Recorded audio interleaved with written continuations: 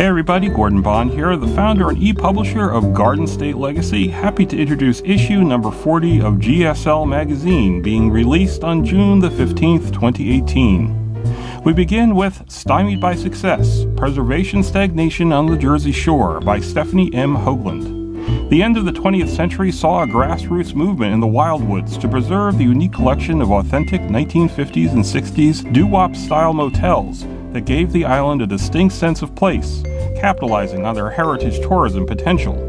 Hoagland had performed surveys of the near 300 motels with the hope of establishing a National Register Historic District. Poised to become a New Jersey architectural preservation triumph, the proposal lost steam as more and more of the iconic motels were being torn down. Hoagland returned to the Wildwoods in February of 2018 to ask where it all went wrong and how much it really mattered to the economic arguments for preservation.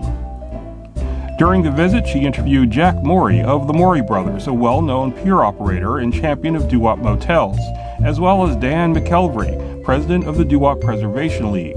GSL videoed these interviews, and they are presented here in full for those who want deeper insights into the lessons to be learned from the experiences of the Wildwoods. Next up is an excerpt from Robert Mayer's latest book, Revolutionary New Jersey, Forgotten Towns and Crossroads of the American Revolution, published this month by American History Press.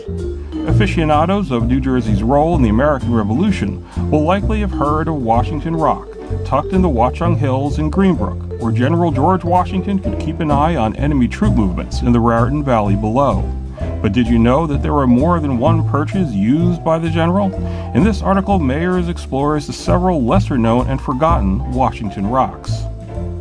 On a stormy night in 1905, a young woman by the name of Miss Nelly Hand was walking home from work. She happened on debris from a blown-over shed across some train tracks. Realizing the danger it posed to the approaching express passenger train, she leaped into action and helped avert a potential tragedy. In searching for Miss Nelly Hand, I attempt to piece together the story that briefly captured the imagination of newspaper readers across the country.